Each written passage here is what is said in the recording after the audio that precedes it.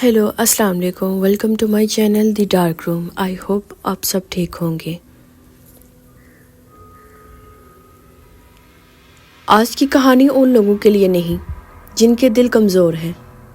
आज हम बात करने जा रहे हैं उस महलूक के बारे में जो इंसान के साथ पैदा होती है मगर इंसान को कभी नज़र नहीं आती। वो आपके साथ चलती है, आपके साथ सोती है, आपके साथ हंसती है और कभी कभार आपके साथ बात भी करती है। लोग इसे साया कहते हैं, कुछ इसे जिन कहते हैं, मगर उसका असल नाम हमजाद है। आज की कहानी एक सच्चा वाक़या है, एक ऐसी लड़की की कहानी जिसका हमजाद उसकी ज़िंदगी का हिस्सा बनता गया, फिर उसकी ज़िंदगी को एक एक करके तबाह कर गया। अगर आप ये कहानी रात के वक्त सुन रहे हैं तो कमरे की रोशनी मद्धम कर लें, क्योंकि कहते हैं जिस जगह हमजाद का जिक्र किया जाए वहाँ उसकी मौजूदगी महसूस होने लगती है। चलिए देर नहीं करते, आज की अपनी स्टोरी स्टार्ट करते हैं। कराची के कदीम इलाके गार्डन में एक पुराना खामोश सा घर था। बाहर से बिल्कुल नॉर्मल दिखाई देता, मगर अंदर कदम रखते ही एक अजीब सी सर्दी दबे पांव आपके गिर्द लिपट जाती। इसी घर में रहती थी शमा, उसका भाई दानियाल और उसकी माँ। शमा बचपन ही से अजीब थी। उसे अक्सर लगता था कोई उसके पीछे चलता है, और जब वो रुकती तो एक लम्हे के लिए ऐसे महसूस होता जैसे कोई और भी इसके साथ रुका हो। इससे अक्सर अपना ही साया कुछ देर पीछे चलता महसूस होता, जैसे दूसरा कदम उसके बाद पड़ रहा हो। एक रात शमा ने अपनी माँ से कहा, अम्मी, जब मैं हंसती हूँ तो मुझे लगता है कोई और भी मेरी तरह हंस रहा है। माँ ने इसे बचपन की वहम समझकर टाल दिया, मगर माँ के दिल में एक खौफ था, एक राज जो वह बरसों से छुपा रही थी। शमा की पैदाइश का राज। जब शमा पैदा हुई थी उस वक्त हॉस्पिटल में अजीब सी बात हुई थी। डिलीवरी रूम की लाइट्स 2 मरतबा बिजली के बगैर बंद हुई, और जब वापस आई तो नर्स का चेहरा जर्द था। नर्स ने सिर्फ एक जुमला कहा, बच्ची ठीक है, मगर इसके साथ जो साया आया है वो आम नहीं। माँ ने उस वक्त ये बात नज़रअंदाज कर दी, लेकिन सालों बाद हर दिन साबित करता जा रहा था कि नर्स बिल्कुल दुरुस्त कह रही थी। हमजाद की पहली निशानी।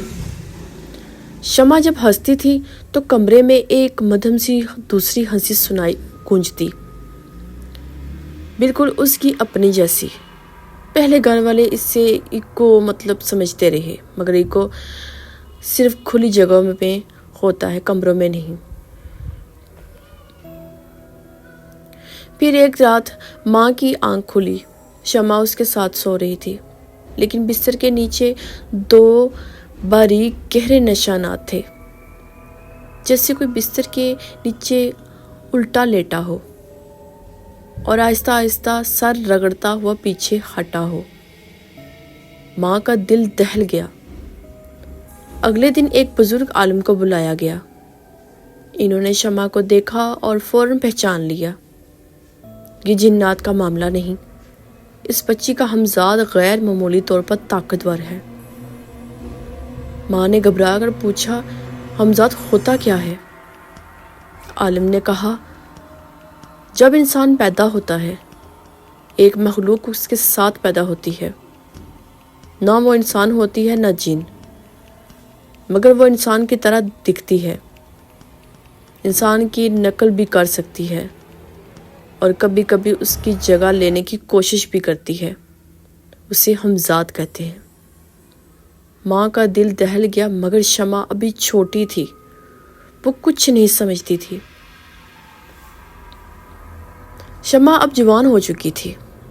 पहले तो मामूली चीज़ें होती, आईने में इसकी हरकत आधे सेकंड की लेट दिखाई देती, जैसे अक्स पीछे रह गया हो। लेकिन फिर एक राज जंग आलूद बाथरूम के आईने में शमा ने अपना अक्स देखा, जो इससे पहले हरकत कर रहा था। वो मुस्कुरा रहा था, جبکہ شمع کے ہونٹ بالکل اپنی جگہ بالکل نارمل تھے۔ اس کے قدم زمین سے جیسے اکڑ گئے ہوں۔ اچانک لائٹ بند ہو گئی، کمرے میں گھپ اندھیرا، پھر ایک عجیب سی سانس، پھر ایک قدم، آہستہ، بہت آہستہ۔ شمع نے محسوس کیا کہ کوئی باتھ روم کے کونے میں کھڑا ہے، اسے اونچائی کا، اسی جسم کا، مگر چہرہ دھندلا۔ پھر اس دھندلے چہرے نے کہا، شمع تم مجھ سے ڈر کیوں رہی ہو؟ میں تو تم ہی ہوں۔ شمع کی چیخ باتھ روم میں گونجتی رہی اور وہ بے ہوش ہو گئی۔ ماں کا اعتراف، اصل حقیقت سامنے آتی ہے۔ اگلی صبح شمع کے پاس بیٹھی رو رہی تھی۔ بیٹی، میں نے تم سے ایک بات ہمیشہ چھپائی۔ تمہاری پیدائش کے وقت ڈاکٹرز نے کہا تھا کہ تمہارا سایہ تمہاری روح کے ساتھ پوری طرح جدا نہیں ہوا۔ میں نے پوچھا عمر کے ساتھ ٹھیک ہو جائے گی؟ شمع نے کپکپاتی آواز میں پوچھا، حمزاد رہتا کہاں ہے؟ یہ دکھائی کیوں نہیں دیتا؟ ماں نے دھیمے لہجے میں کہا، حمزاد نہ زمین میں رہتا ہے نہ ہوا میں، وہ انسان کی روح کے ساتھ لنک میں رہتا ہے۔ انسان جتنا کمزور ہوتا جائے حمزاد اتنا قریب آ جاتا ہے۔ کچھ دن بعد سب خاموش رہا۔